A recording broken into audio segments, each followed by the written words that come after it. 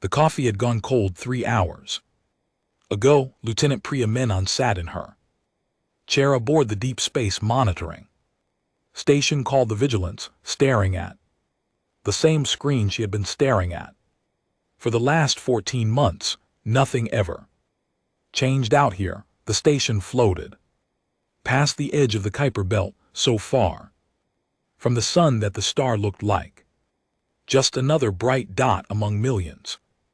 Her job was to watch, to listen, to wait for something that most people on Earth believed would never come. She picked up the cold coffee and drank it anyway. It tasted terrible, but it was better than nothing. The station had a crew of 9 people floating in the most remote place any human had ever lived, doing the most boring job in the entire solar system. Her screen showed the usual data: gravity readings, radiation levels, electromagnetic signals from distant stars, all normal, all exactly the same as yesterday and the day before.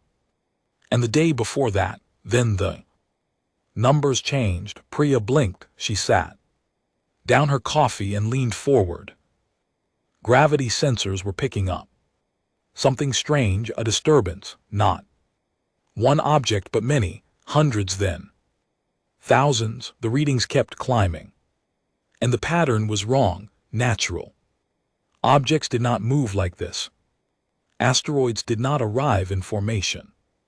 Comets did not drop out of faster than light travel in coordinated waves. Her hand started to shake. She ran the numbers again, then a third time. The computer confirmed what her eyes were telling her, and her stomach turned to ice. Over 4,000 objects had just appeared at the edge of the solar system. They were large, they were moving fast, and they were coming inward, toward the sun, toward the planets, toward Earth. Priya hit the emergency transmission button so hard she cracked the plastic cover. Solcom command, this is Vigilance Station. Priority Omega. I am detecting over 4,000 unidentified mass signatures entering the solar system in coordinated formation. This is not a drill. Repeat, this is not a drill. The signal would take hours to reach Earth at the speed of light, but it would not need to. Humanity had built relay stations across the solar system for exactly this reason. The message bounced from one hidden transmitter to the next, hopping across billions of kilometers in minutes. By the time Priya had finished her second transmission, the message was already arriving at Solcom Command in Geneva. It was a Tuesday afternoon in Switzerland when the world changed. Fleet Admiral Konstantin Varanov was eating a sandwich in his office when his personal terminal began screaming. He put the sandwich down slowly, wiped his hands on a napkin, and read the message. He read it twice, then he picked up his phone and called the war room. This is Voronov. Activate Protocol Prometheus. All stations, all fleets, all assets. This is not a drill, he said it the same way he might have ordered lunch. Calm, flat, controlled. The people who knew Voronov understood that this was exactly when he was most dangerous. Man did not panic. He had spent 40 years in the military, and the last 15 preparing for this exact moment. Every simulation, every war game won, every sleepless night spent studying alien technology recovered from crash probes and refugee ships had led to this Tuesday afternoon. Within 1 hour the war room was full. Admirals, generals, intelligence officers, and civilian leaders crowded around the massive holographic display that showed the entire solar system. The enemy fleet appeared as a cloud of red dots beyond Neptune, moving steadily inward. 4,200 Ships, said Commander Lena Akyur, Varanov's chief intelligence officer. She was a tall woman with sharp eyes, and a voice that cut through noise like a blade. Formation is consistent with breath dominion, standard invasion. Patterns, pyramid structure, heavy ships. At the core, screening vessels on the flanks. The room went quiet at the name. The breath dominion, everyone in that room knew the name when 80 years ago small damaged alien ship had crashed on the dark side of the moon. Inside were 3 survivors of a species called the Tillery. They were refugees, the last of their kind. The breath had destroyed their home world just as they had destroyed hundreds of others. The Tari had lived for 6 years in a secret facility before they died. In that time, they told humanity everything. They described the Vreth Dominion, an empire that stretched across 1,000 star systems. They described the breath method. Find a species, study it from a distance, determine that it was too primitive to resist, then send an armada, conquer the planet, enslave the population, or if the species was deemed too troublesome, simply wipe it out. The Tari had warned humanity with their dying breaths. The breath would come. They always came. It was only a matter of time, and so humanity had prepared. The world had not been told everything. The average person on Earth knew that aliens existed. They knew that first. Contact had been made decades ago, but they did not know the full extent of what had been built in the dark, cold spaces between planets. They did not know about the weapons hidden in the asteroid belt the fleets constructed inside hollowed-out moons, the sensor networks woven through the outer solar system like an invisible spiderweb. They did not know about the 80 years of quiet, obsessive, paranoid preparation that had consumed the resources of every nation on Earth, all working together in secret for the first time in human history. Varanov looked at the red dots on the display and felt nothing, not fear, not excitement, just a cold, hard focus like a lens clicking into place. What do we know about their commander? He asked. Akafor pulled up a file based on fleet composition and communication intercepts. We believe the Armada is commanded by Grand Admiral Xerox, known as Xerox the Unbroken. He has led over 40 planetary conquests for the Dominion. He has never lost. He has never fought us, Varanov said quietly. On the other side of the solar system, aboard the massive flagship called the Throne of Silence, Grand Admiral Xerox was holding a briefing of his own. The breath were tall beings nearly 3 m in height with 4 arms and skin like dark blue stone. Their eyes were black and showed no white. Xerox stood at the center of his command deck surrounded by his senior officers, and he looked at the holographic image of the small blue planet they had come to claim. Earth, he said, the translator in his throat turned the word into clicks and hisses. 3rd planet from the local star. Population approximately 12 billion. Dominant species is mammalian, carbon-based. Unremarkable. His first officer, a scarred veteran named Talik, studied the tactical data with visible boredom. Technology assessment, primitive set. The intelligence officer, chemical. Propulsion rockets, basic orbital. Stations, no detected energy shielding. No faster than light capability, no. Directed energy weapons, they have spread to their nearest neighbor planet.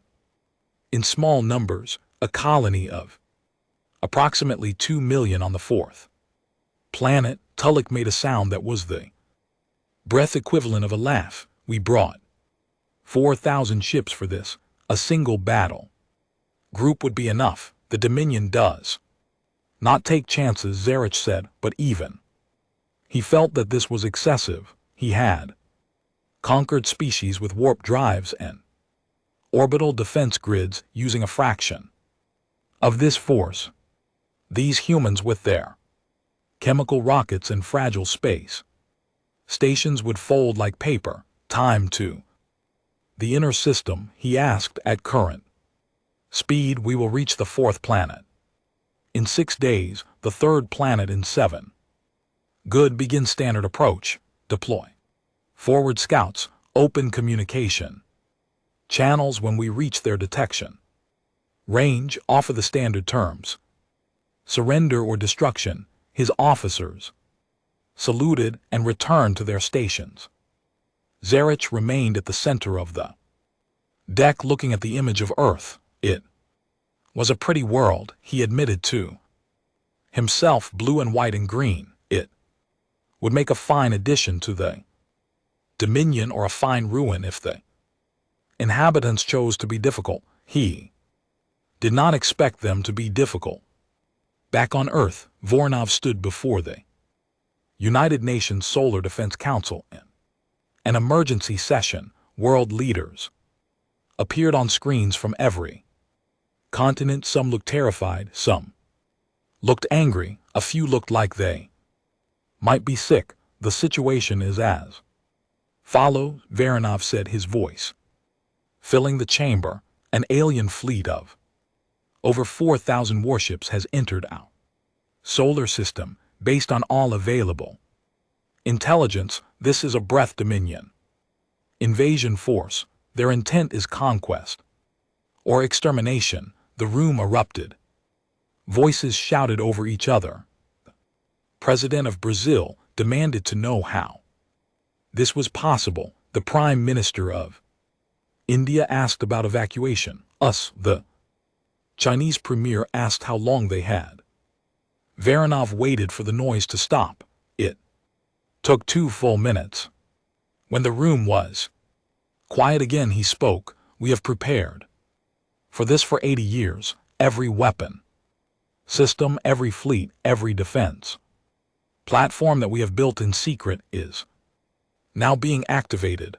The enemy does not know what we have. They believe we are a primitive species with no real military capability. They are wrong. He paused and looked around the room, meeting every pair of eyes. They will enter our solar system expecting an easy conquest.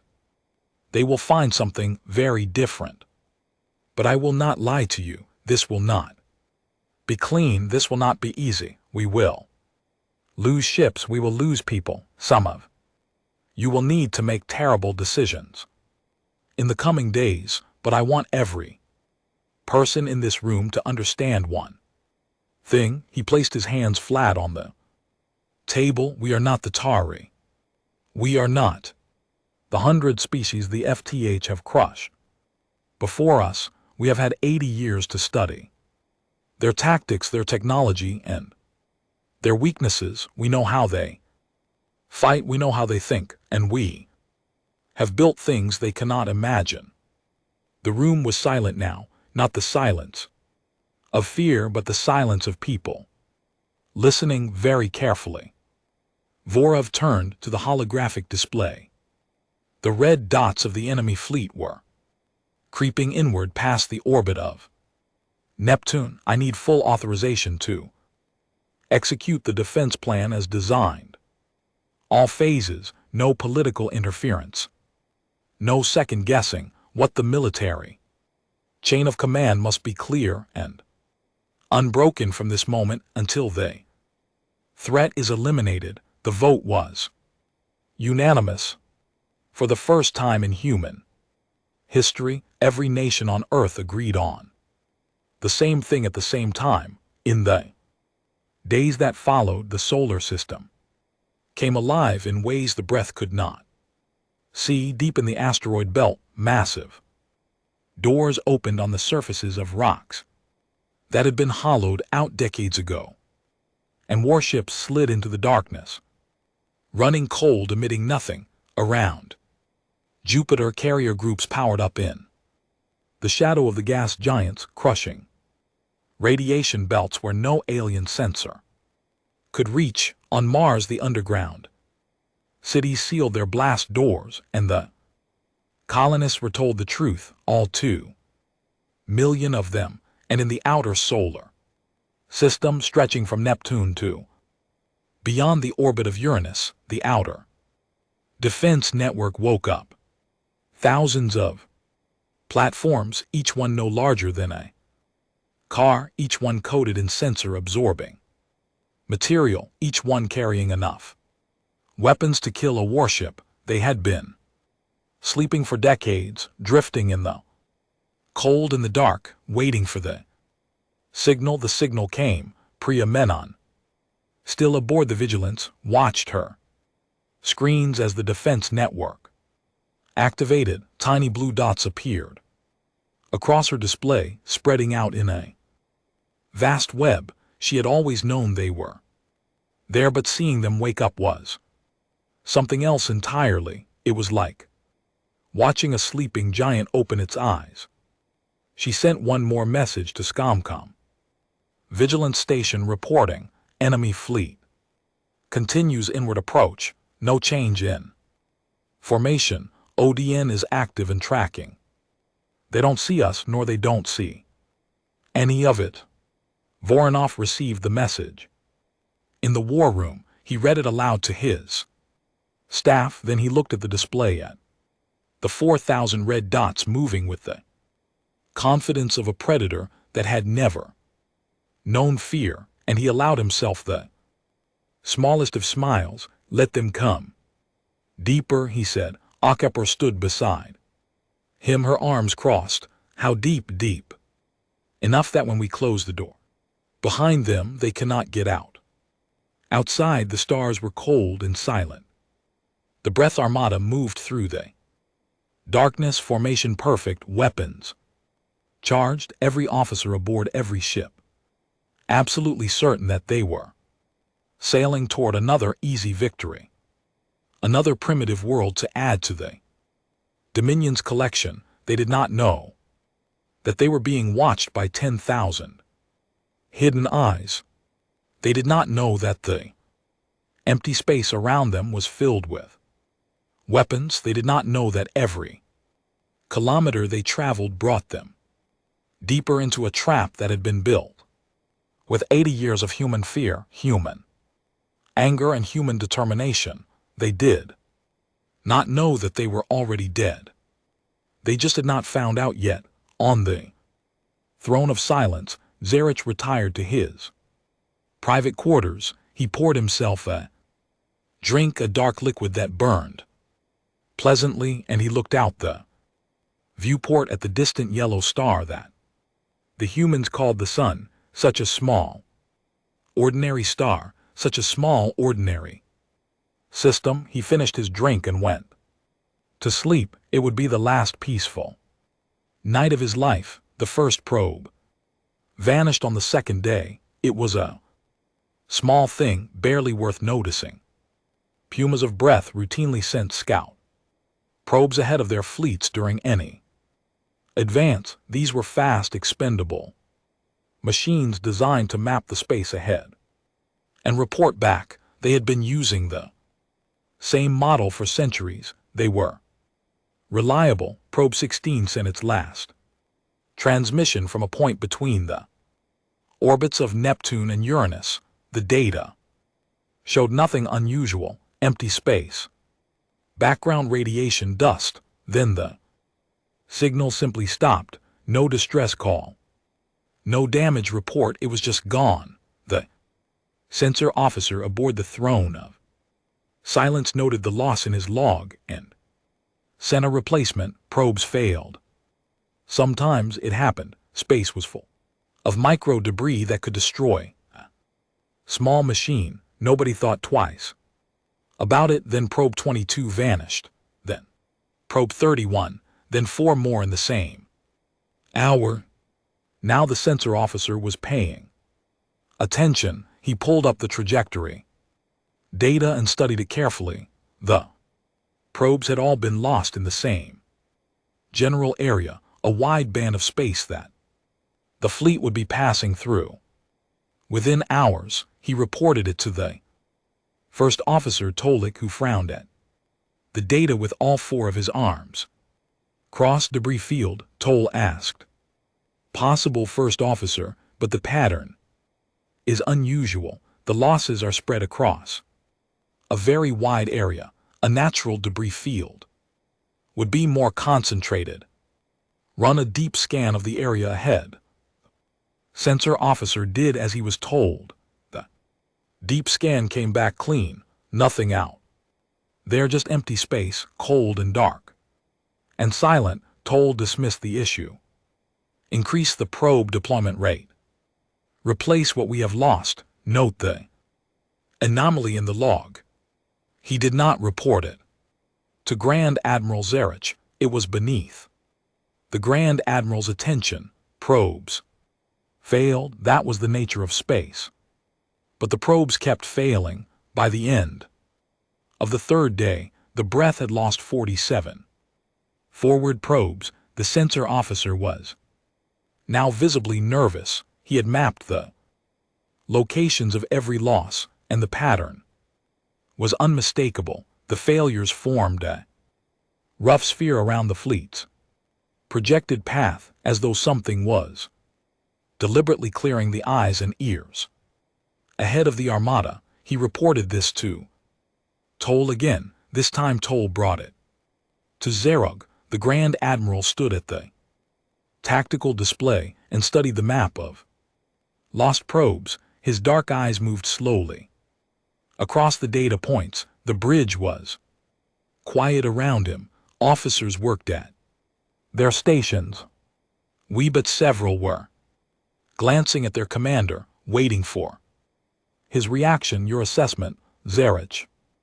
Asked the sensor officer. Grand Admiral, I cannot explain the losses through natural causes. The pattern suggests deliberate action. Something is destroying our probes. Something be specific.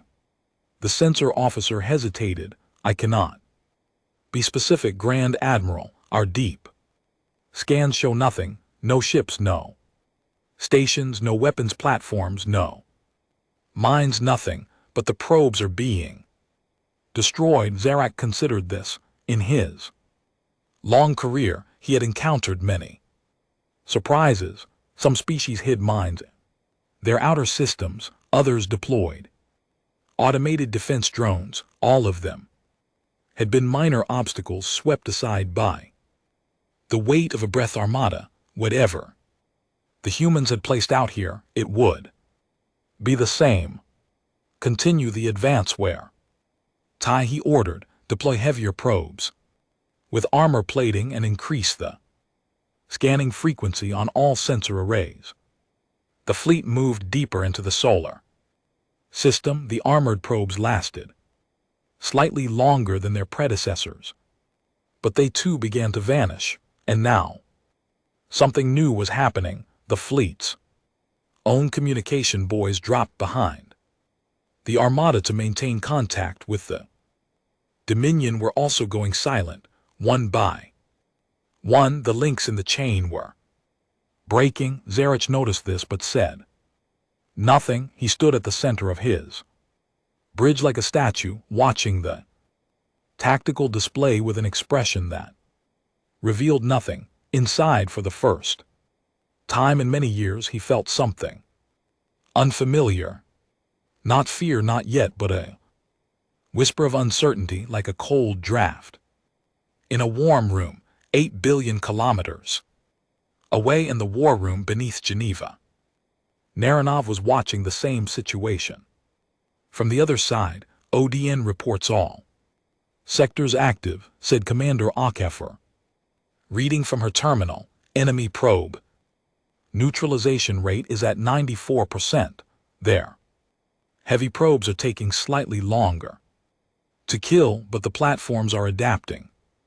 The enemy fleet has not altered course or formation. Varanov nodded. The outer defense network was performing exactly as designed. The platforms were small, cold, and invisible to breath sensors. They operated autonomously, communicating with each other through tight beam laser links that were impossible to detect unless you were standing directly in the path. When a breath probe entered their zone, they killed it quietly and efficiently using focused microwave bursts that fried the probe's electronics without leaving debris that might be detected. Platforms were not powerful enough to threaten warships. They were never meant to be. Their job was to blind the enemy, to strip away their ability to see what was ahead and behind, and they were doing that job perfectly. What about the torpedo swarms? Varanov asked. HFY pulled up another display. All 14 swarm packages are on intercept trajectories. First contact in approximately 9 hours. The torpedo swarms were something different entirely. They had been launched years ago, fired from hidden platforms throughout the outer solar system on slow, cold trajectories that would bring them into the path of any fleet approaching from the expected direction. They carried no engines. They emitted nothing. They were just dead metal, falling through space on carefully calculated paths. I'd waiting for the moment when an enemy fleet would pass close enough. Each swarm consisted of hundreds of individual warheads spread across thousands of kilometers. They were too small to appear on any sensor. They were too cold to show a heat signature. They were for all practical purposes invisible, and they were aimed at the back of the breath fleet. The first swarm made contact at 3:47 hours Geneva time aboard the breath destroyer Crimson Edge, stationed at the rear of the formation. The night watch was quiet. The ship was running on standard alert, which for the breath meant that half the crew was resting while the other half monitored systems that showed nothing interesting. The Crimson Edge was an older vessel assigned to the unglamorous job of guarding the fleet's tail. Nothing ever happened at the back of a breath formation. Only the warhead struck the Crimson Edge at a relative velocity of 12 km/s. It hit the ship's lower hull, punching through the outer armor like a needle through cloth. The shaped charge inside detonated a microsecond later, sending a jet of superheated metal through the ship's interior. The reactor containment failed. The Crimson Edge became a brief, bright flash of light, and then it was nothing at all. 412 breath crew members died without knowing they were under attack across the rear echelon of the fleet. It happened again and again and again. The swarm warheads found their targets with patient mechanical precision. They did not miss. They did not hesitate. They were not alive, and they felt nothing about what they were doing. In the first wave, 31 ships were destroyed, not damaged. They destroyed. They simply ceased to exist, replaced by expanding clouds of debris and cooling gas. On the bridge of the throne of silence, the first reports came in as scattered anomalies. Ship lost contact. Ship missing from formation. Engine failure suspected. Then more reports. Then more. The tactical display began to flicker with amber alerts that quickly turned red. Toll was the first to say the word out loud. We are under attack. Zarich turned to his sensor officer. Show me the display. Updated. 31 ships gone. The losses were concentrated at the rear of the formation, spread across a wide area. There was no visible enemy, no weapon signatures, no incoming fire that the sensors could detect. Ships were simply dying. Where is the attack coming from? Zarich demanded. I do not know, Grand Admiral, when there are no enemy vessels on any sensor, no weapon trails, no energy signatures. The ships are being destroyed by physical impacts. Based on the debris patterns, kinetic weapons of some kind, but I cannot locate the source. Kinetic weapons. Xerox's voice was flat. They are throwing rocks at us. It was meant as contempt, but even as he said it, another cluster of ships vanished from the display. The second swarm had arrived, coming from a slightly different angle, hitting the fleet's lower flank. 44 more ships died in the space of 3 minutes. Now the bridge was no longer calm. Officers were shouting status reports. Damage control teams were being scrambled across the fleet. The rear echelon had broken formation.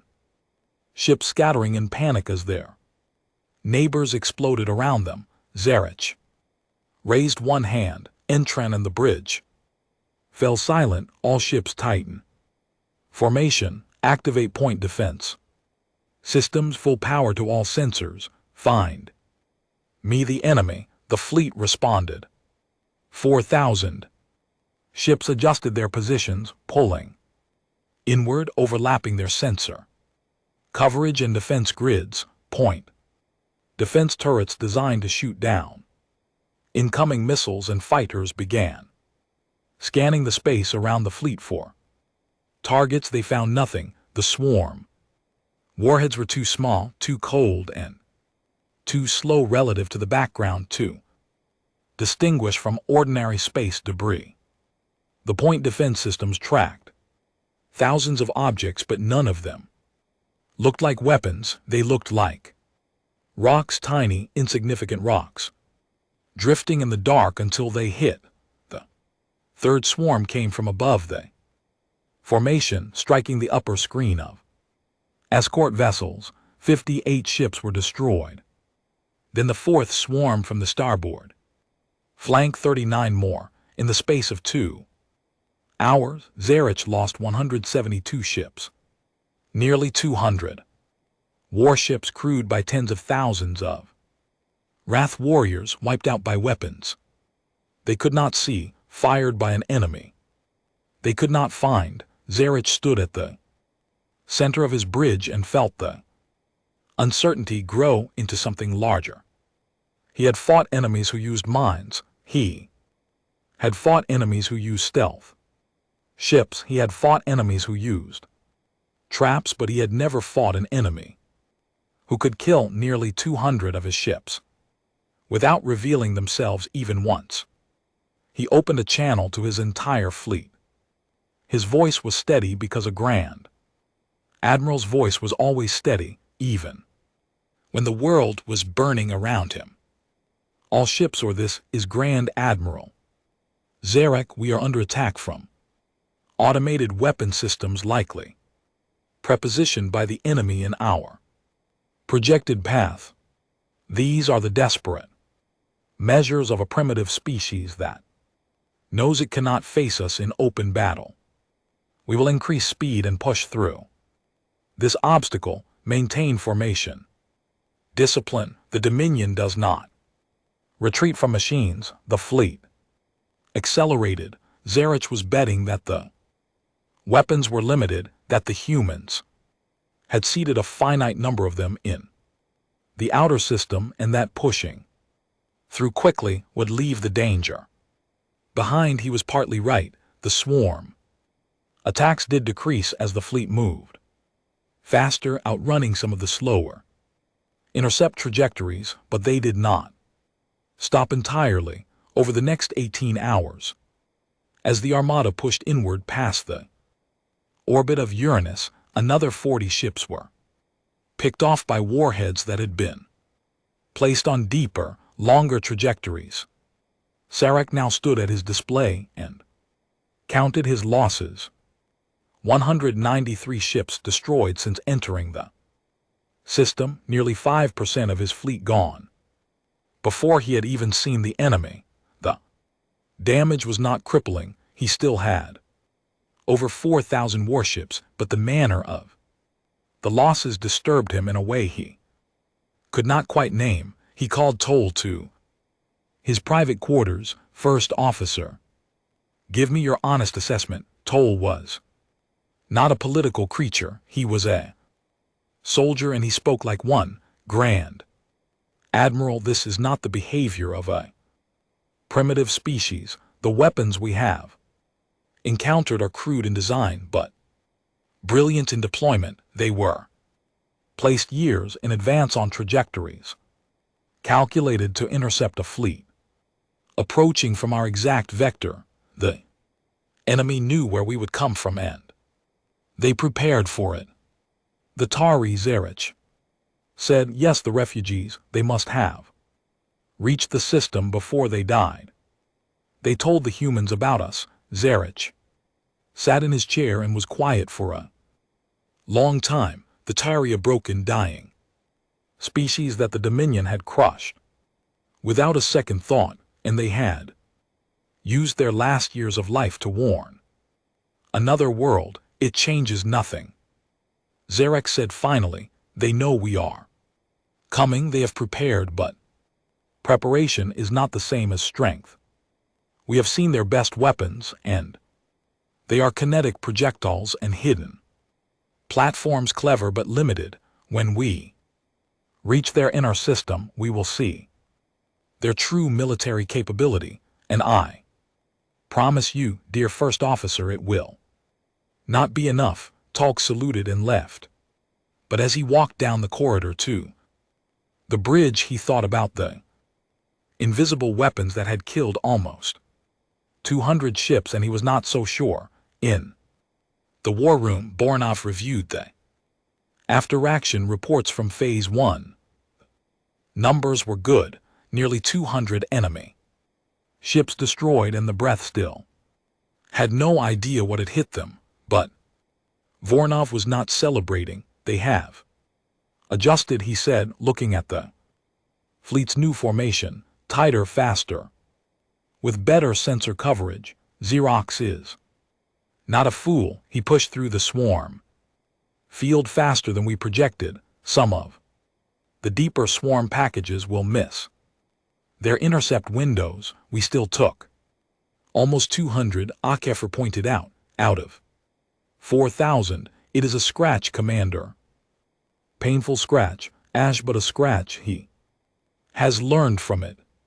He will be more cautious now, more alert. The next phase will not be as easy. He turned to the display showing the Breath fleet projected path. They were heading inward, toward Jupiter, toward the real fight. Send the alert to Admiral Tanaka.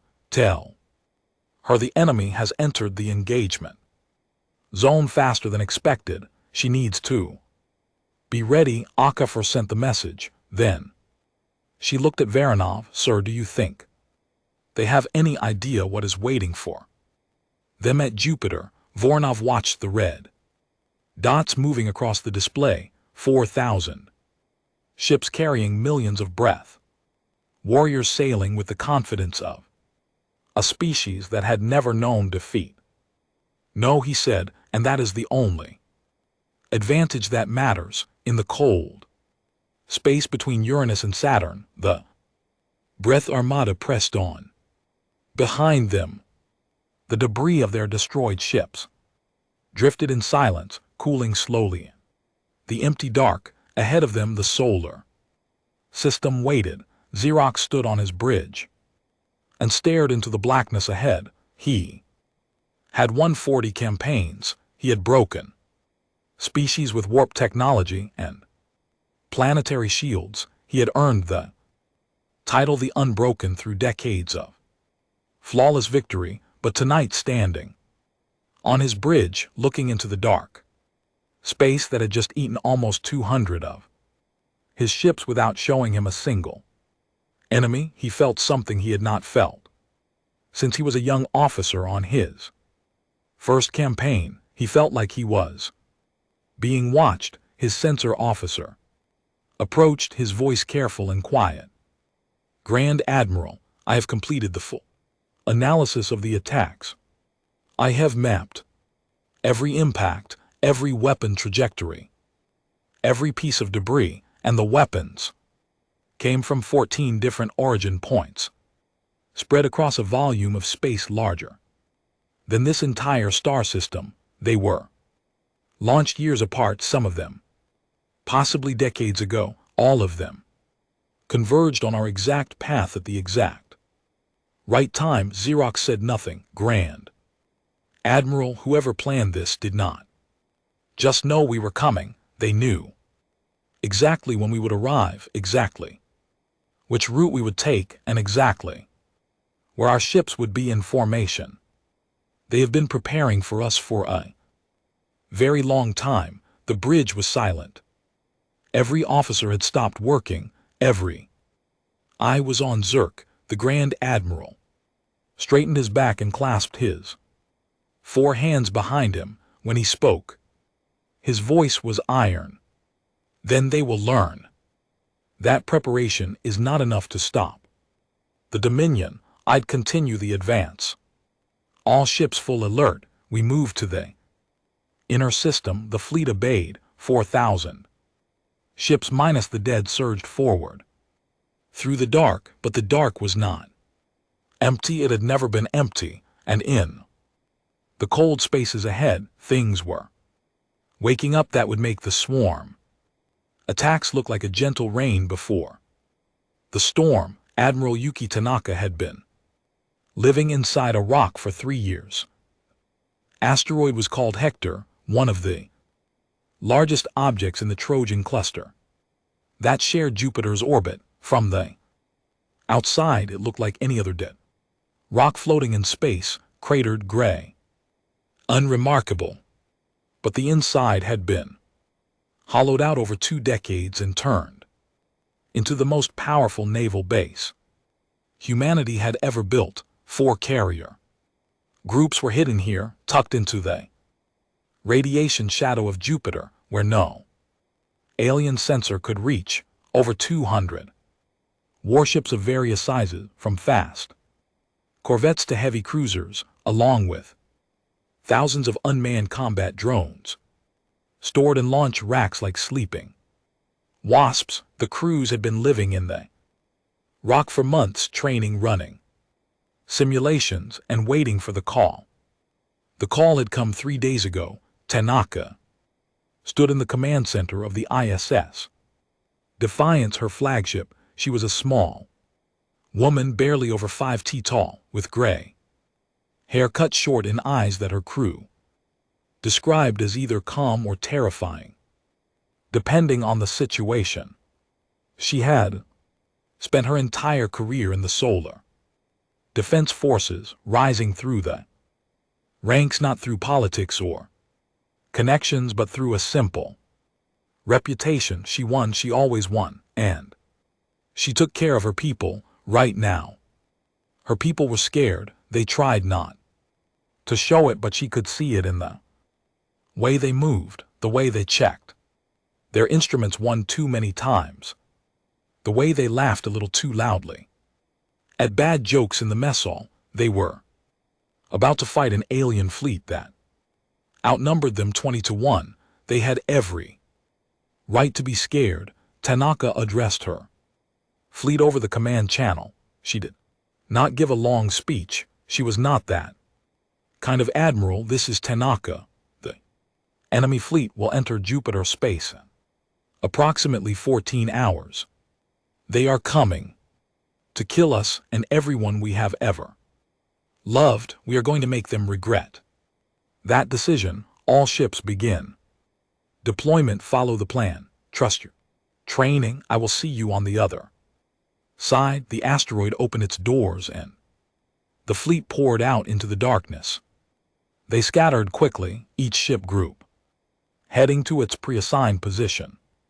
Some hid behind Jupiter's moons, others settled into orbits within the gas giant's massive radiation belts where the electromagnetic noise would mask their presence. The drone carriers positioned themselves at the flanks, ready to release their swarms at the right moment. Tanaka had studied the breath. For years, she knew their tactics, their formations, their preferred engagement ranges.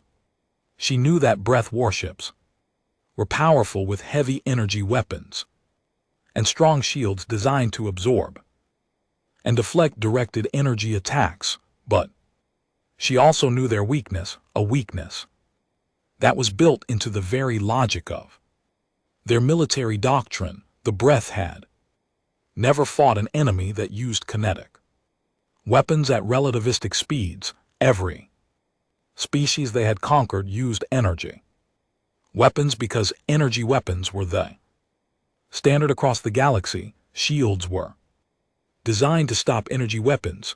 Armor was designed to resist energy weapons. The entire breath military machine was built around fighting enemies who shot light at them. Humanity did not shoot light. Humanity shot metal. The kinetic lance accelerators were the backbone of the human fleet. Each capital ship carried between 2 and 6 of them. They were in principle simple devices.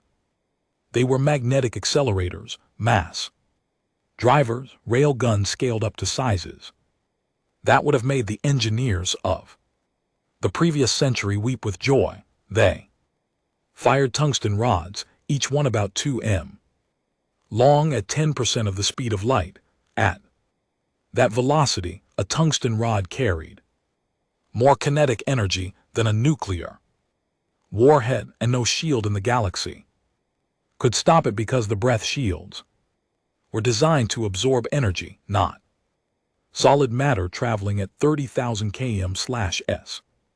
Tanaka had 14 hours. She used every minute. The breath fleet entered Jupiter space on schedule, their formation tight and alert. Zarich had learned from the outer system attacks.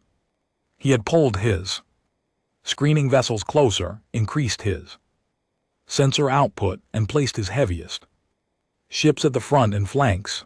The formation bristled with weapons, ready to respond to any threat. He expected mines. He expected more invisible kinetic swarms. He was prepared for those. He was not prepared for what he found. The first sign of trouble was a gravitational anomaly near Europa. The breath sensors detected a brief fluctuation, as though something massive had moved near the moon. Then it was gone. Then another anomaly near Callisto. Then another near Ganymede. Anomalies were small, fleeting, impossible to pin down. There is something hiding in the moon system, the sensor officer reported. Multiple contacts, but I cannot get a clear reading. The radiation interference is too heavy. Zarich studied the display. Jupiter filled one side of it, a massive wall of swirling gas and color. The radiation belts surrounding the planet were enormous, powerful enough to fry unshielded electronics in minutes. His own ships were protected, but their sensors were degraded in this environment. The humans chose this ground deliberately, he said. Radiation masks their presence. Clever. Shall we bypass Jupiter entirely? Grand Admiral Talik asked. Or not? We could adjust course and proceed directly to the inner system. No, Zerk's voice was firm. If they have forces here, I will not leave an enemy at my back. We clear this area, then we advance. All ships. Combat formation. Weapons free. Prepare to engage. 4,000 ships shifted into battle formation. The Armada spread out. Weapons charged, sensors straining to pierce the electromagnetic fog of Jupiter's radiation. They moved forward, slowly, cautiously, like a great beast, sniffing the air for danger. They found it. Tanaka gave the order at 11:42 hours. One word: fire. from behind the moons, from within the radiation belts, from positions that the breath had been staring at for hours without seeing anything. The human fleet opened fire. The kinetic lances spoke first, tungsten rods streak across the void at a significant fraction of the speed of light. At that velocity there was almost no time between firing and impact. The rods were invisible to the naked eye, too fast to track, too small to register on sensors until it was far too late. The first Verith dreadnought took 3 rods through its center mass. The shields flared, absorbing the electromagnetic component of the impact, but the rods themselves passed through the shield like it was not there. They hit the armor and punched through it as if it were wet paper. The ship broke apart from the inside, its structural support shattered, its reactor breached. It exploded in a silent flash that was visible from every ship in the formation. Then the ship next to it died, then the ship next to that one, then 5 more, then 20. The breath formation erupted into chaos. Ships that had been sailing in perfect order suddenly found themselves surrounded by the wreckage of their neighbors. Debris slammed into hulls, chain reactions of exploding ships tore holes in the formation. Officers screamed for orders. Point defense systems fired wildly at targets they could not see. Zarak watched his tactical display turn red with the cold focus of a commander who understood that he was in trouble, real trouble, not the scratches of the outer system, but a genuine fight for survival. All ships returned fire on detected launch points. He ordered. The Breath Fleet responded with everything it had. Thousands of energy weapons fired into the positions where the human ships were hiding. Plasma bolts and particle beams lit up the darkness around Jupiter's moons, evaporizing rock and ice, turning the surfaces of Callisto and Ganymede into glowing hellscapes. Some of the shots found their targets. Human ships died. A cruiser hiding behind Europa took a direct hit from a breath capital ship and broke in half. Carrier group near Io was caught in a crossfire and lost 3 ships in seconds. Human blood was being spilled now, and Tanaka felt every loss like a knife in her chest. But the human ships were faster than anything the Breath had ever seen. They used Jupiter's moons as cover, darting out to fire their kinetic lances and then slipping back into the radiation belts. Before the Breath could target them, it was hit and run on a scale that Zurich had never experienced. The humans fought like wolves, striking from the shadows, vanishing, then striking again from a different direction. And then the drones came. Tanaka launched the swarms. Thousands of unmanned combat drones poured out of their carrier ships like clouds of insects. Each drone was small, fast and cheap.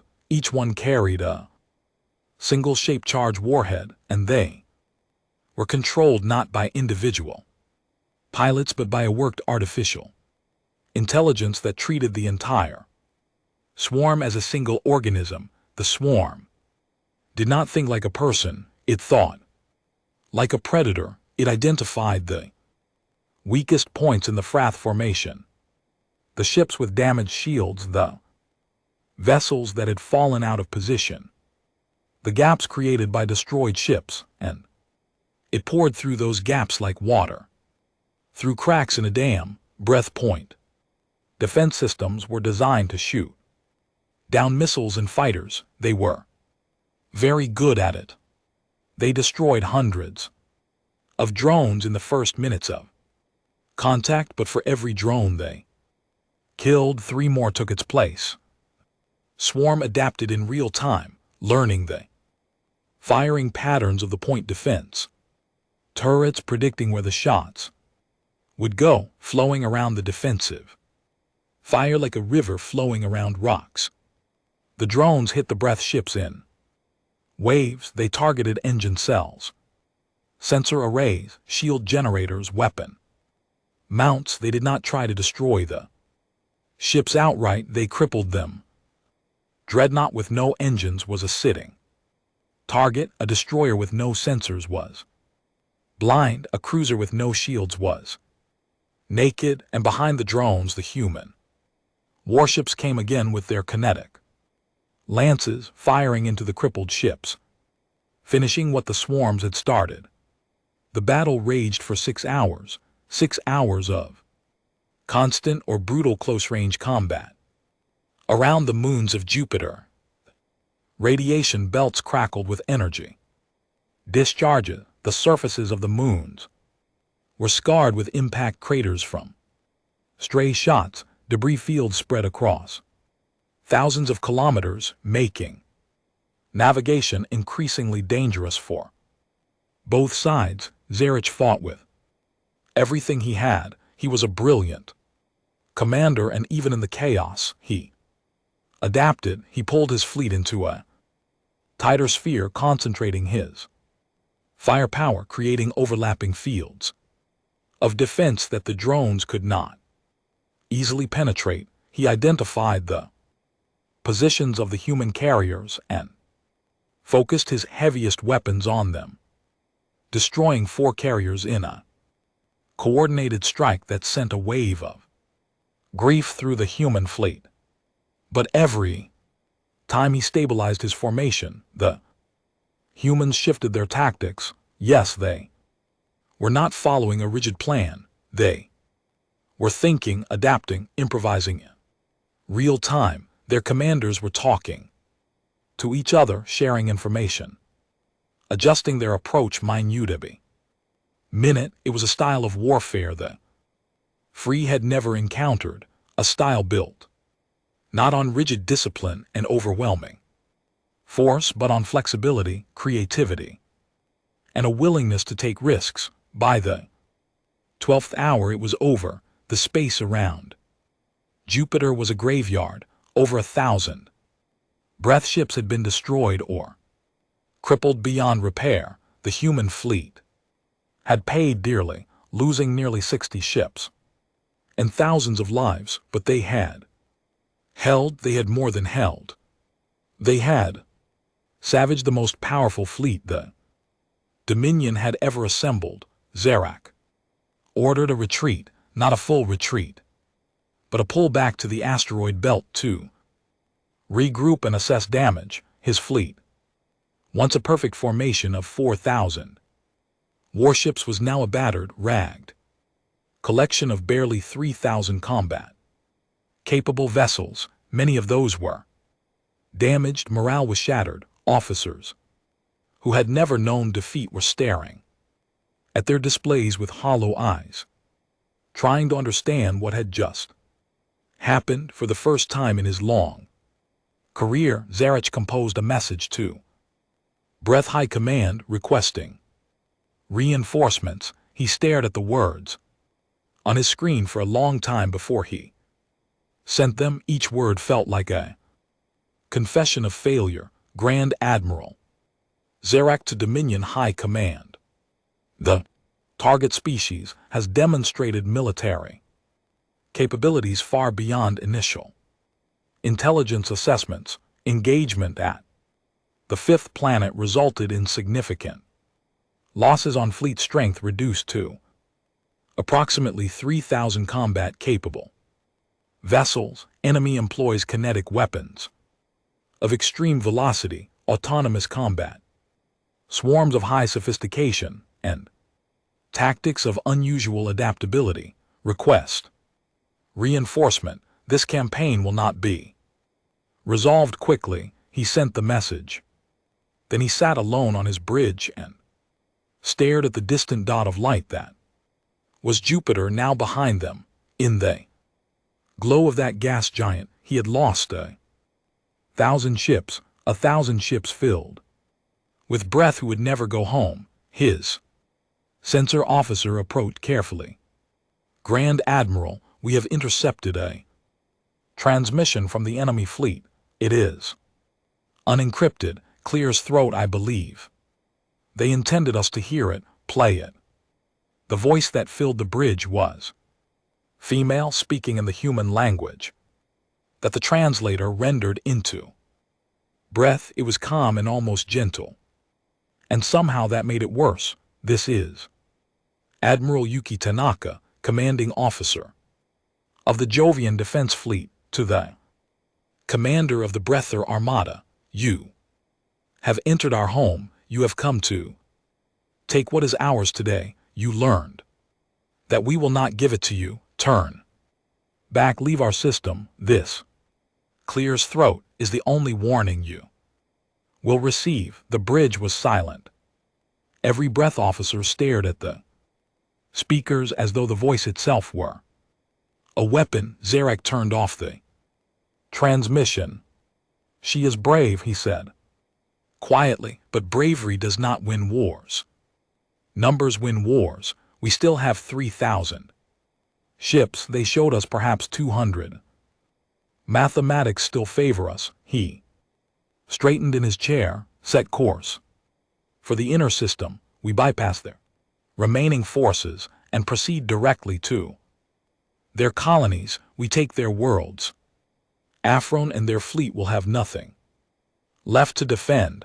The fleet began to move again, limping but still dangerous, still vast, still carrying enough firepower to burn worlds. They left the Jupiter system behind, heading inward toward the asteroid belt, toward Mars, toward Earth. On the Defiance, Tanaka watched them go. Her ship was damaged, her fleet was battered, and she had lost friends today. Good people, brave people. She allowed herself 1 minute of grief, standing alone in her quarters, with her eyes closed and her hands pressed flat against the cold metal wall. Then she opened her eyes and walked back to the bridge. All surviving ships form up. We follow them.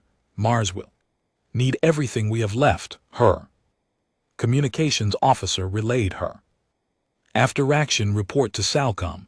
The report was detailed and honest. They had performed well and they had exceeded expectations, but the enemy still had 3,000 ships, and Jupiter had cost the human fleet dearly. In the war room, Varanov read the report in silence. When he finished, he looked at Akaper. She cut them by a quarter. That is better than any simulation predicted.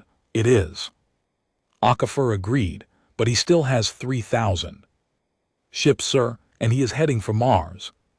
Now, he is not stopping. He is not regrouping. He is angry, and he is going straight for our people. Varanov nodded slowly. Then we give him what he is looking for. Activate the Ares protocol. Tell Mars to prepare. He paused, looking at the display. The red dots were moving inward, still numerous, still dangerous, and ahead of them the small red circle of Mars waited. She bought us everything we needed, Varanov said quietly. He was talking about Tanaka. Now we use it. 2 million people on Mars were about to become the front line of humanity's last stand, and the weapons buried under their feet were about to shake the very foundations of what the galaxy believed was possible.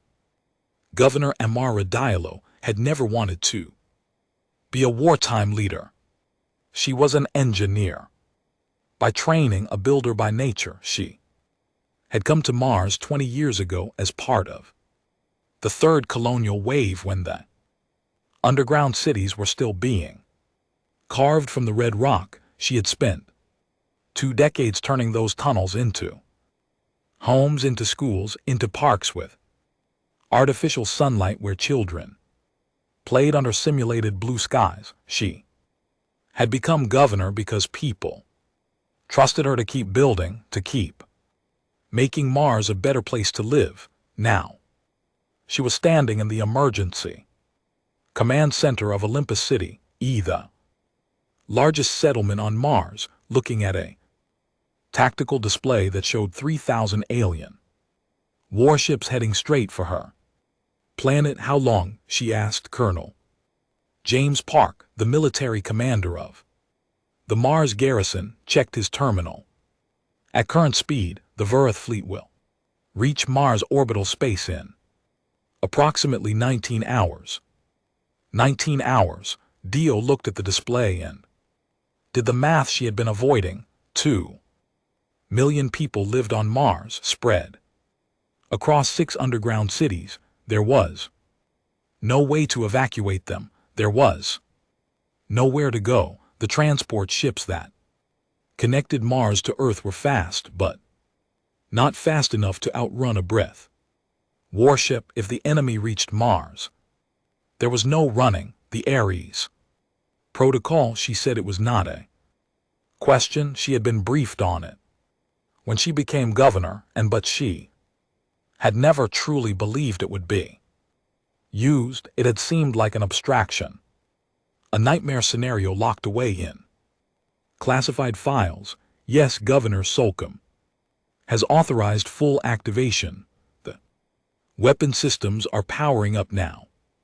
Dia closed her eyes for a moment. The Ares protocol was humanity's most terrible secret, buried beneath the surface of Mars, hidden under Olympus Mons in the Tharsis Plateau and half a dozen other locations, were the largest weapons ever constructed by human hands. They were directed energy arrays, Clear's throat, massive installations that focus gamma radiation into concentrated beams, powerful enough to vaporize a warship at a distance of millions of kilometers. They were powered by antimatter. Humanity had been producing and stockpiling antimatter for 50 years, microgram by painstaking microgram. West of the total stockpile was small by weight, barely a few grams, but the energy contained those few grams was staggering. Each firing cycle consumed a portion of the stockpile and converted it into a beam of pure destruction that Clear's throat. Nothing in the known galaxy could withstand, but the weapons had a cost. They were huge and they drew enormous amounts of power. Every time the arrays fired, they would drain the power grid that kept the underground cities alive. Life support would falter, air recyclers would stall, heating systems would fail. For minutes at a time, between each shot, 2 million people would be sitting in the cold and the dark, breathing air that was slowly running out. Dio opened her eyes. How long? Between shots, approximately 7 minutes. For the primary arrays to recharge.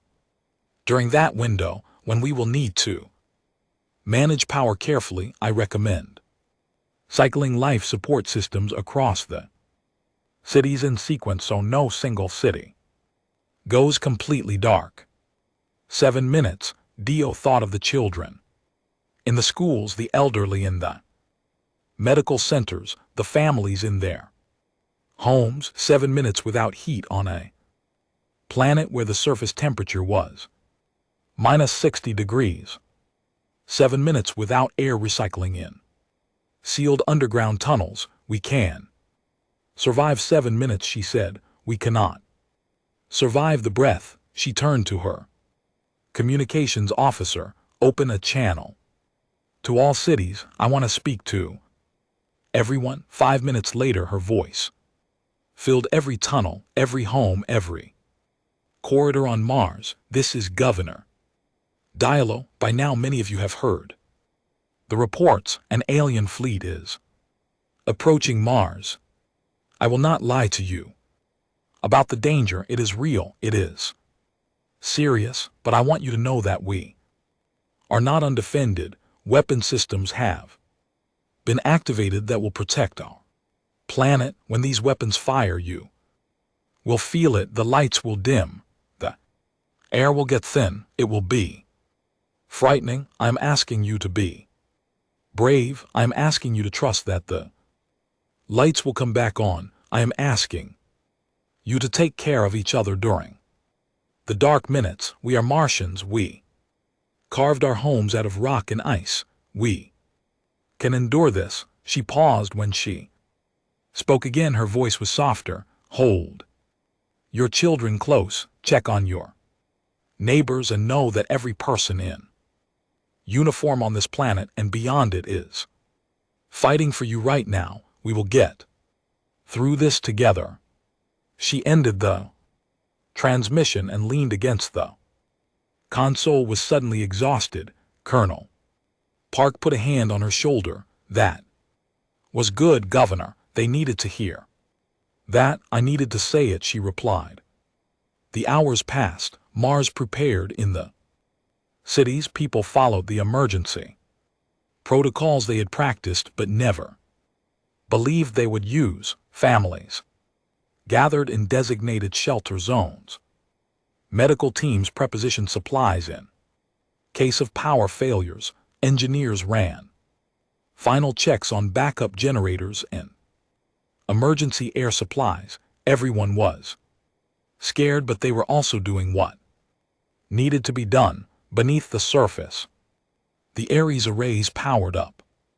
Deep in the rock of Olympus Mons, the primary array hummed with a sound that could be felt, more than heard, a vibration that traveled through the stone and made the walls of the nearest city tremble, while the antimatter containment systems reported green across the board. The targeting computers locked onto the approaching fleet, tracking 3,000 contacts with patient mechanical precision, and from the direction of Jupiter, battered but still fighting, Admiral Tanaka's fleet was coming. The Defiance had taken heavy damage at Jupiter. One of her main engines was gone and her port kinetic lance was destroyed, but her remaining weapons worked. Her crew was alive, and Tanaka was not the kind of person who let damage report stop her. She had gathered every ship that could still fly, 87 vessels out of the original 200, and pushed them at maximum speed toward Mars. They would arrive just as the Breath fleet entered Mars orbital space. It would be close, dangerously close. Admiral Sulcum confirms the Ares protocol is active. Her communications officer reported Mars garrison is at full readiness. Governor Dio sends her regards and says, and I am quoting directly, please hurry. Tanaka allowed herself a brief smile. Tell the governor we are coming as fast as we can, and tell her to save some of them for us. Breath fleet arrived at Mars 16 hours later. Zarich had used the transit time well. He had reorganized his fleet, distributed damaged ships into support roles, and placed his strongest remaining dreadnoughts at the front of the formation. He had analyzed the battle at Jupiter and developed countermeasures. His shields now rotated frequencies to make it harder for kinetic weapons to predict impact points. His point defense systems had been recalibrated to better detect high-velocity projectiles. He was hurt, but he was not beaten, and he was determined to make the humans pay for what they had done to his fleet. He studied Mars on his display, a small, red, dusty world, thin atmosphere, underground cities, according to his intelligence, 2 million inhabitants. We will approach in standard C formation. He told his officers if they have weapons on the surface, they will reveal them when we come within range. We absorb the first volley with our forward screen, identify the weapon positions and destroy them with concentrated fire. Then we take the Planet his officers acknowledged. The fleet moved into siege formation, a broad-layered approach with expendable ships at the front and heavy capital ships behind. It was a formation designed to absorb punishment and then deliver overwhelming force. They came within range of Mars at 8:17 hours. The first shot from the Ares array struck. Without warning, there was no missile to track, no projectile to see. One moment, the Breath Dreadnought Steel Mandate was sailing at the front of the formation with full shields and combat readiness. The next moment it ceased to exist. The gamma ray burst hit it with an energy density that overwhelmed its shields in microseconds and vaporized the hull in milliseconds. The ship did not explode, it simply vanished, replaced by a rapidly expanding cloud of plasma. The ship next to it was caught in the edge of the beam and broke apart, its hull melting like wax. A third ship slightly farther away survived, but was so badly damaged that it tumbled out of formation dead and dark. On the bridge of the Throne of Silence, the tactical display flashed red. Three ships gone. In an instant, Zarich stared at the data, trying to understand what he was seeing. Report what hit them. Directed energy. Weapon Grand Admiral, Gamma Ray. Spectrum origin point is the surface of Mars. The weapon is incredibly powerful. Our shields had no measurable effect. Gamma rays, Zarich knew the physics.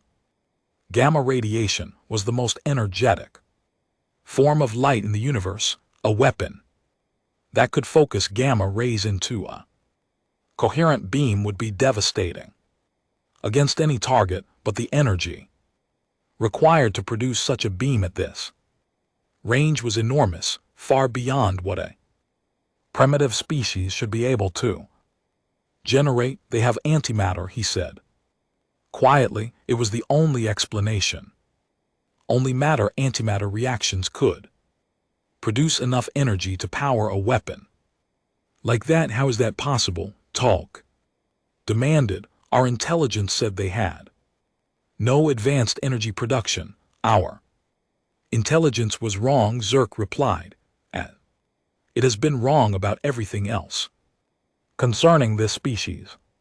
The second shot came 7 minutes later. Another dreadnought vaporized, 2 escorts gutted by the beam's edge. The breath formation shuddered. Zarich made his decision quickly, sitting still and absorbing these shots was death. He had to close the distance, get his fleet close enough to Mars that the surface weapons could not fire without risking their own planet, and he had to do it fast before those weapons chewed his fleet to pieces. All ships, maximum acceleration, close to planetary orbit, attack formation.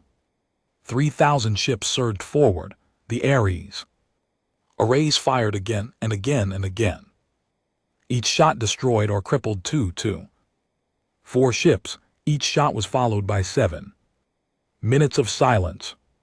As the arrays recharge, Xerox timed the intervals perfectly and drove his fleet forward in the gaps between shots, accepting losses but closing the distance with every cycle. On Mars, the lights went out. In Olympus City, the first power cycle hit like a physical blow.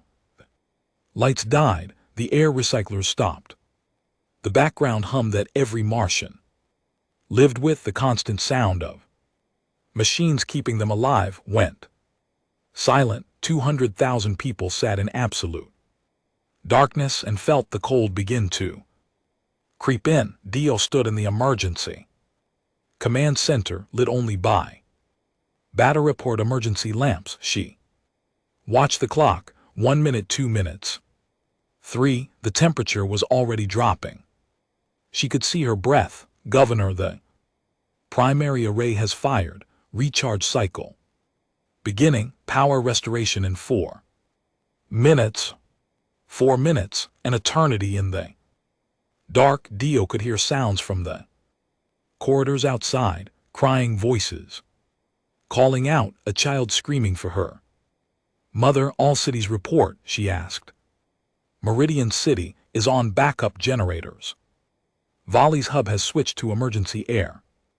Reserves, all cities are functional, but it is not pleasant, it is not supposed to be pleasant, it is supposed to keep us alive. The lights came back on after 7 minutes. The air recyclers hummed back to life. People gasped in relief. Then 3 minutes later, the arrays fired again. And the lights went out again. It went on like this for hours. Fire, darkness, cold silence, then light and air again. For a few minutes, then darkness again. A rhythm of terror and relief that wore on the nerves of every person on Mars. In the shelters, Nuga people held each other. Parents wrapped their children in every blanket they could find. Elderly residents were moved to the innermost tunnels where the rock itself held residual heat. Medical teams worked by flashlight, tending to people who had panic attacks or whose health conditions were aggravated by the cold and the thin air, and above them the sky was on fire. The Verith fleet pushed forward. Through the Ares bombardment, they were dying ship by ship, but they were closing the distance. Zarich threw his heaviest ships forward as shields, accepting their destruction to buy time. For the rest of the fleet, it was brutal, ruthless calculus, spending lives to gain kilometers, but it was working. Then Tanaka arrived. The Jovian fleet, 87 damaged, exhausted, battered ships dropped out of high-speed approach on the breath flank, and they did not have the strength for another Jupiter scale battle. They did not need to. Tanaka had one objective, and she had calculated the cost. She split her fleet in 2. The larger group, 60 ships under Captain Reyes, engaged the Verith flank, drawing fire and creating chaos. Smaller group, 27 ships led by Tanaka herself on the Defiance, drove straight into the heart of the Verith formation. It was a suicide run. Everyone knew it. Tanaka knew it. Her crew knew it. They went anyway. The Defiance and her escorts punched through the outer screen of Wrath ships, firing kinetic lances at point-blank range. At these distances, the tungsten rods barely needed to accelerate. They tore through ship after ship, leaving a trail of wreckage, but the Breath were firing back, and at this range they did not miss. Where ships around the Defiance began to die, the destroyer Melon took a plasma bolt through her reactor and vanished in a white flash. The cruiser's Sun Tzu was raked by particle beams and broke apart. One by one, Tanaka's escorts were torn away from her, but they had done their job. They had driven a wedge into the Breath formation, forcing ships apart, creating a gap, and through that gap, the Ares arrays had a clear line of fire into the densest concentration of enemy vessels. Tanaka opened a channel to Mars. Governor Dio, I have opened a corridor. Fire the primary array now. Bearing 270, elevation 15. You have a clear shot into their core. Dilo looked at Colonel Park. He confirmed the targeting data with a nod. She gave the order. The primary array under Olympus Mons fired its most powerful shot yet. The gamma ray burst streaked through the gap in the FTH formation and hit the dense cluster of capital ships at its center. 23 ships were destroyed. Instantly, 14 more were crippled. The heart of the Breath Armada was ripped open like a wound. On the throne of Silent Zarich watched his tactical display with the expression of a man watching his own funeral. The center of his formation was gone, nearly 40 ships destroyed in a single shot, and the flanking attack was still tearing at his edges. His fleet was disintegrating around him. Grand Admiral, we must withdraw, Toll said. His voice was urgent, almost pleading. If we remain, we will lose everything. Zarak did not answer immediately. He was watching one ship on his display, a small human vessel badly damaged, surrounded by breath warships still fighting there. It was the Defiance, Tanaka's ship. Defiance was dying. Her shields were gone. Her hull was breached in a dozen places. Half her crew was dead, but her remaining kinetic lance was still firing, still killing, still spitting tungsten rods into every breath ship within range. Tanaka stood on her shattered bridge, bleeding from a wound on her forehead, and directed her ships fire with calm, precise orders. A breath dreadnought turned its main weapon on the Defiance. The plasma bolt hit the human flagship amidships. The ship broke in two. The forward section tumbled, burning. The aft section exploded. Admiral Yuki Tanaka, along with 314 members of her crew, was gone, but she had won. The gap she had torn in the breath formation could not be closed. The Ares arrays kept firing through it, shot after shot, each one carving deeper into the enemy fleet. Captain Reyes took command of the surviving human ships and pressed the attack from the flank, keeping the breath disorganized and unable to reform. The battle lasted 11 hours from first contact to last shot.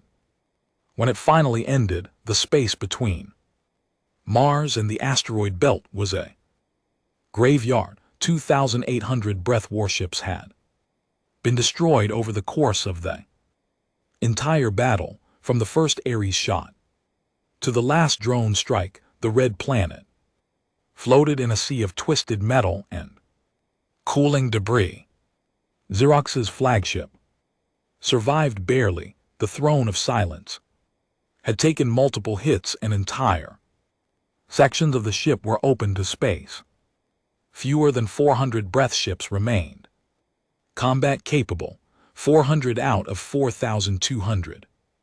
Moser stood on what was left of his bridge and looked at the remains of his Armada, the greatest fleet ever assembled by the Breath Dominion, the fleet that was supposed to crush a primitive species in a matter of hours, was destroyed. His first officer spoke from behind him. Grand Admiral, what are your orders? Zarich stared at the red planet that had broken his fleet and whispered words that no breath Grand Admiral had ever spoken. What are they? He shook himself, straightened his back, clasped his four hands behind him, though one of them was broken and hung at a wrong angle.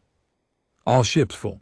Retreat maximum speed. We leave this system. The surviving ships began to turn. Damaged engines fired. The remnants of the mightiest armada in breath history limped toward the outer system when heading for the edge of the solar system where they could engage their faster-than-light drives and flee. Then a transmission came through. Not a weapon, not a threat. A voice, calm and cold, translated into breath and broadcast on every frequency. This is Fleet Admiral Konstantin Voronov of the United Nations Solar Defense Command speaking to the commander of the FTH invasion fleet. Zarak listened. You came to our home. You will not leave it. The transmission ended. The bridge was silent. Toll looked at Zerk. Grand Admiral, what does he mean? Zarich did not answer. He was staring at his sensors, at the space Ahead of them, the space between Mars and the outer system, the space they needed to cross to escape. His sensor officer looked up from his console with an expression that Zack had never seen on a breath face before. It was terror. Grand Admiral, I am detecting multiple high-velocity contacts on intercept trajectories from multiple vectors. Hundreds of contacts. They are moving at approximately 30% of light speed. They are converging on our position.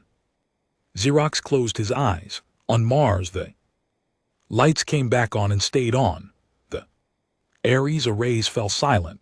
In the shelters, people looked at each other, not yet believing it was over. Children uncurled from their parents' arms. Old hands stopped shaking. Governor Diallo stood in the command center and watched the red dots on the display begin to turn away from Mars. She let out a breath she felt like she had been holding for 11 hours. They are retreating, Colonel Park confirmed. No, Dio said quietly. She was looking at the other side of the display, at the blue dots that were converging on the fleeing red dots from every direction. They are not retreating, they are trying to. She sat down heavily in her chair and thought of Admiral Tanaka, the small woman with the gray hair and the terrifying eyes, who had given her life to protect a planet she had never lived on. Thank you, Dio whispered. She was not sure if she was talking to Tanaka or to God or to the universe itself. It did not matter. She said it again. Clears throat. Thank you. The kill vehicles had been launched 9 days ago. Nobody in the FTH fleet knew that. Nobody on Earth talked about it except in the most classified rooms in the most secure buildings on the planet. Project Fenrir was humanity's final insurance policy, the last line of defense, the weapon that was never supposed to be needed but was built anyway because humans had learned a long time ago that hope was not a strategy. The concept was simple, the execution was anything but. Massive unmanned projectiles, each one the size of a bus, had been placed in orbits throughout the solar system years in advance. When the invasion alert sounded, they were given their orders and fired their engines not toward the enemy but away from them, looping outward on long curving trajectories that used the gravity of planets and moons to slingshot them to tremendous speed. They swung around Jupiter. They curved past Saturn. They dove toward the sun and used its gravity to whip them back outward. Each loop added speed. Each pass brought them closer to their final trajectory. By the time the VTH fleet was retreating from Mars, the Fenrir vehicles had been accelerating. For over a week, they were now moving at 30% of the speed of light, and they were converging on the fleeing Armada from 7 different directions. At that speed, they could not be dodged. They could not be shot down. They could barely be detected. Each vehicle was a solid block of tungsten and depleted uranium, carrying no explosives, no warheads, no electronics beyond a simple guidance chip that would burn out from its own friction with the thin interplanetary medium long before impact. Snorts they did not need explosives. At 30% of light speed, the kinetic energy of each impact was equivalent to a small nuclear weapon, and there were hundreds of them. Zarich's sensor officer was the first to see them. The officer had been working without sleep for nearly 2 days and rerunning on stimulants and fear, and at first he thought his instruments were malfunctioning. The contacts appeared on his screen as faint traces, barely distinguishable from noise, but they were moving too fast to be anything natural, and there were too many of them to be a coincidence. He ran the calculations 3 times before he was sure. Then he reported to the Grand Admiral with a voice that shook despite his best efforts to control it. Grand Admiral, I am detecting hundreds of objects approaching our fleet from multiple vectors. Velocity is approximately 30% of light speed. Impact. In approximately 7 minutes, Zarak was standing at the center of what remained of his bridge. Half the stations were dark, cables hung from the ceiling. Whole breaches had been hastily patched. The air smelled of burnt metal and blood, and he looked at his sensor officer and understood immediately what was happening. The humans had not just defended their worlds, they had built a cage. The attacks in the outer system, the battle at Jupiter, the stand at Mars, none of it was the real weapon.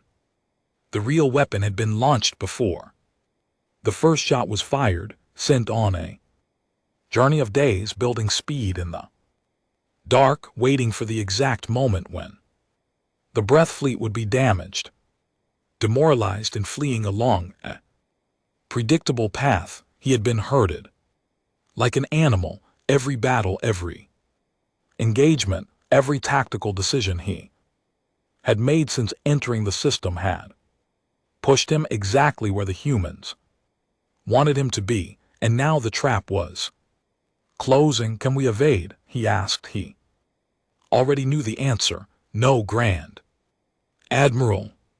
At their velocity, course correction is not possible. We cannot change our trajectory enough in 7 minutes to avoid the convergence zone. Can we intercept them? Our point defense systems cannot track objects at that speed. We would need to fire a wall of energy across our entire front, and even then the objects are too small and too fast. Zarich looked around his bridge at the faces of his officers. They were breath. They were warriors. They had conquered 300 species, and they were looking at him with the eyes of people who knew they were about to die. He opened a channel to his fleet, all 400 surviving ships. This is Grand Admiral Zerk. All ships, activate maximum shielding, spread formation to maximum dispersal. Point defense systems fire at will at anything approaching at high velocity. All crew members brace for impact. It was all he could do. Aiden spread the formation so that the incoming projectiles could not destroy multiple ships with a single impact. Turn on every shield, every weapon, every defensive system, and hope. Hope was not a strategy. The humans had taught him that. The first Fenrir vehicle arrived at 14:23 hours. It struck a breath destroyer on the port flank at 90,000 km/s. The kinetic energy released was beyond anything the ship's designers had ever imagined. The destroyer did not explode. It was atomized. The impact converted the entire mass of the vehicle and a significant portion of the ship into plasma and radiation. The blast wave expanded outward and damaged 2 nearby vessels, cracking their hulls and sending them tumbling. Then the second vehicle hit, then the third, then dozens at once, coming from different angles, crossing the formation in streaks of light that were visible for only a fraction of a second before they struck. The Breath Fleet came apart. Ships died so fast that the tactical display could not update quickly enough to track them. Red dots vanished by the dozens, then by the scores. Explosions overlapped, creating chain reactions as debris from destroyed ships struck their neighbors. The formation, already loose and ragged from the retreat, dissolved into chaos. Ships scattered in all directions, trying desperately to evade the rain of death that was falling on them from every part of the sky. There was no hiding from it. The projectiles came from above, below, ahead, behind, from angles that no formation could protect against. They were not aimed at specific ships, they were aimed at the space the fleet occupied, a volume of destruction that swallowed everything within it. Some ships survived the first wave. They were the lucky ones, the ones that happened to be at the edges of the formation when the impacts began. They fired their engines and ran, scattering in every direction, but the Fenrir launch had included a second wave time to arrive 4 minutes after the first, targeted at the predicted scatter pattern. The second wave caught the runners. Zerk's flagship, the Throne of Silence, was at the center of the formation when the first wave hit. The ship's shields deflected the blast wave from a nearby impact, but the energy surge overloaded 3 shield generators and set fire to the port weapons deck.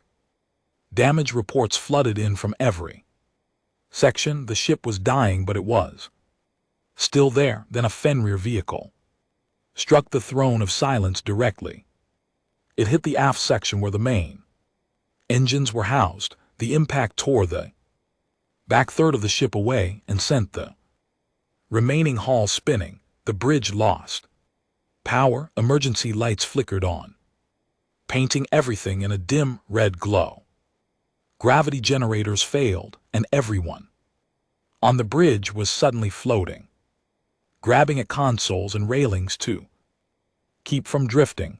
Xerox held onto his command chair with 3 hands. His fourth arm, the broken one, hung useless at his side.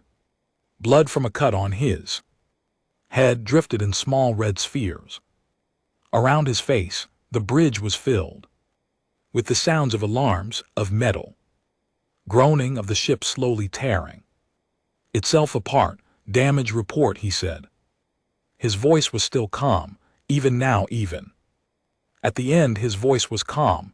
Engines are gone. A Grand Admiral reactor is failing. Hull integrity is at 12%. We have no weapons, no shields, no propulsion. Life support will fail in approximately 20 minutes.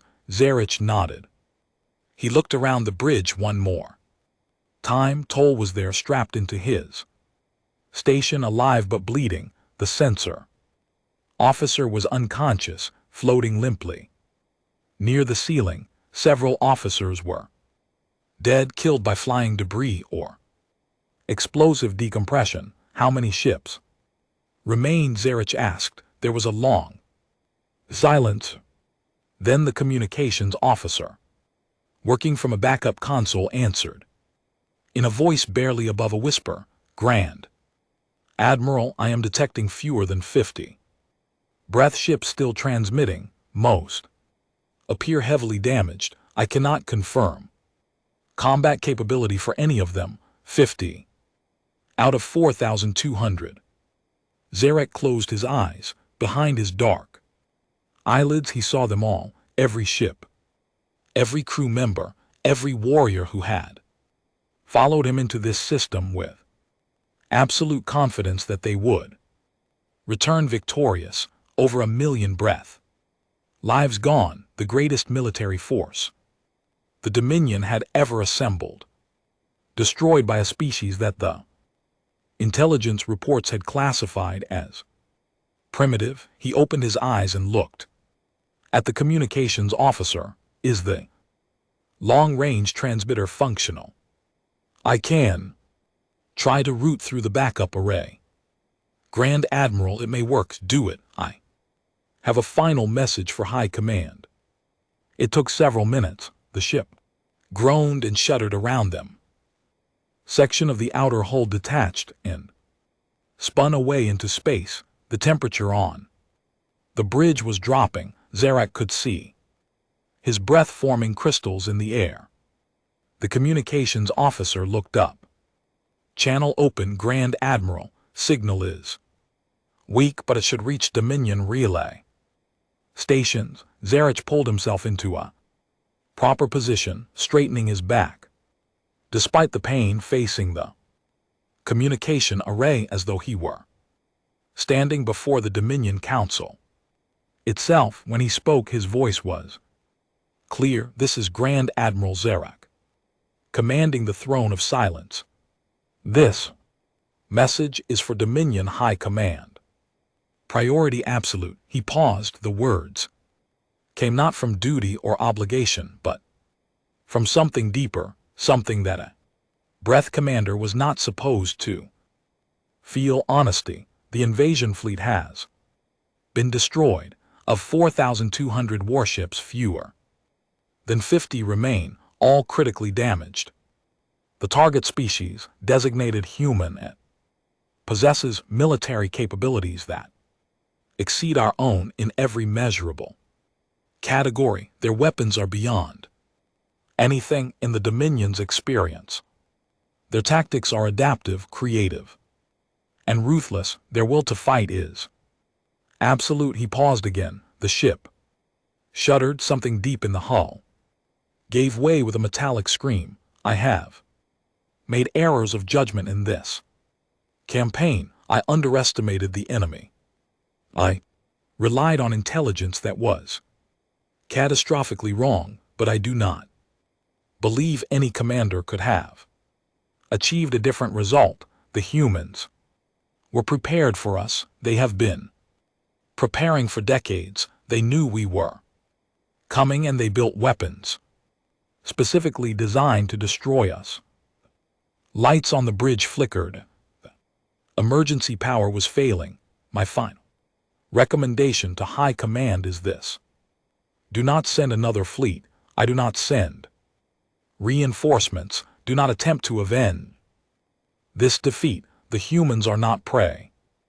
They were never prey. We made the oldest mistake in warfare. We assumed that because a species had not ventured beyond its own system, it was weak. We were wrong. They stayed in their system because they were busy turning it into a fortress. The ship lurched. Talik called out that the reactor containment was about to fail. They had minutes, perhaps less. Zarek leaned forward, his dark eyes burning with a fire that had nothing to do with anger and everything to do with the terrible clarity of a being who finally understood the truth. Do not come here. Do not send anyone here. They were never prey. We were. He closed the channel. The communication officer confirmed that the message had been transmitted. Zarek thanked him. Then he thanked Tolik and every officer still alive on the bridge. One by one. It was not a breath custom. Breath commanders did not thank their subordinates, but Zarich was no longer interested in custom. The reactor failed. 3 minutes later, the Throne of Silence, flagship of the Breath Dominions, invasion fleet, the ship that had led the conquest of 100 worlds, broke apart in a final silent explosion that lit up the darkness for a brief moment and then faded to nothing. Grand Admiral Exer the Unbroken died in the dark between two worlds that would never know his name. 6 months later on Earth, the world was different. The war had lasted less than 2 weeks from first detection to last shot. In that time, humanity had destroyed the most powerful military force ever sent against a single planet. The cost had been terrible. Thousands of soldiers and sailors were dead. Over 60 warships were lost. The Mars colonies had endured hours of terror that would leave psychological scars for a generation.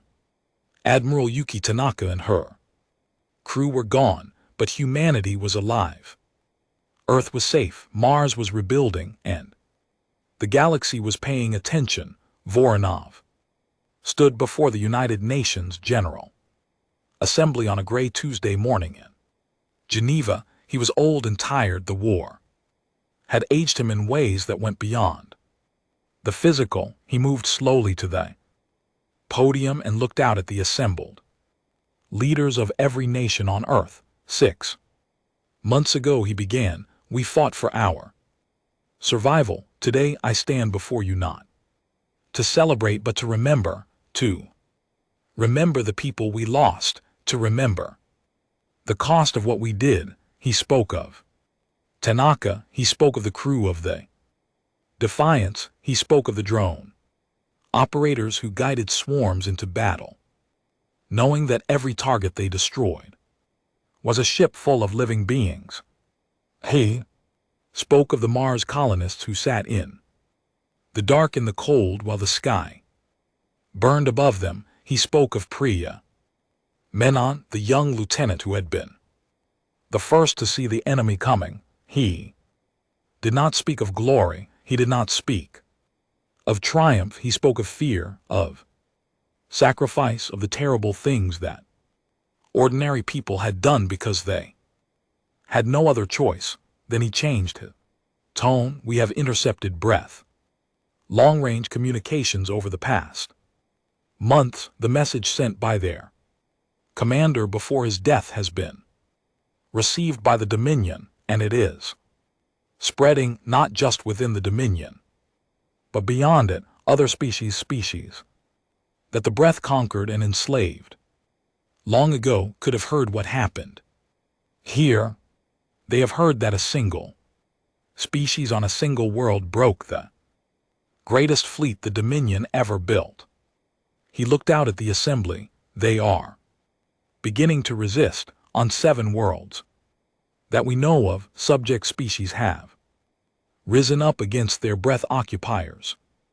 The revolts are small, they are fragile, but they are happening because of what we did here, because we showed the galaxy that the breath can be beaten. The assembly was silent. Every leader, every diplomat, every translator in the room was listening. We have a choice to make now. We can seal our borders, we can build our defenses even higher and hide behind them. We can be safe and we can be alone, or we can do something that no species in this part of the galaxy has done for 10,000 years. We can reach out.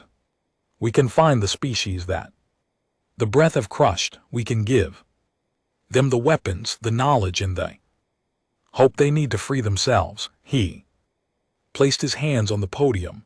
I am not a politician. I am a soldier. I do not know how to build alliances or negotiate treaties, but I know this. We did not fight this war to be safe. We fought it to be free, and freedom that exists only for us while others suffer is not freedom at all. It is cowardice. He straightened his back, and for a moment he looked like the young officer he had once been, full of fire and certainty.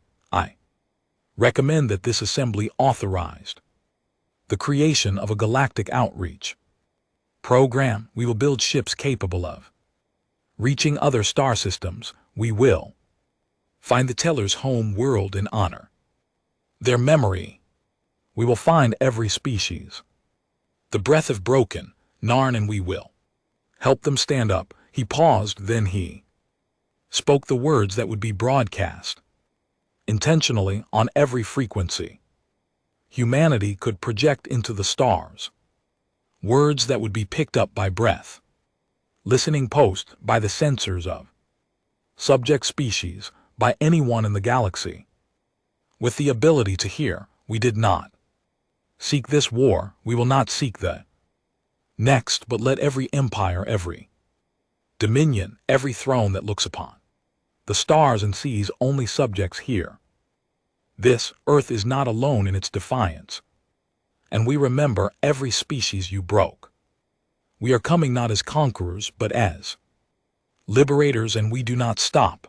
The assembly erupted not in applause, but in something deeper, a sound that was part determination and part relief and part the raw, overwhelming emotion of a species that had stared into the abyss and refused to fall. The vote to authorize the Galactic Outreach Program was not unanimous. It was close, and it was messy, and it was full of arguments and compromises. It passed. On Mars, Governor Dio lit a memorial flame on the summit of Olympus Mons. The flame was powered by a fusion cell that would burn for 1,000 years.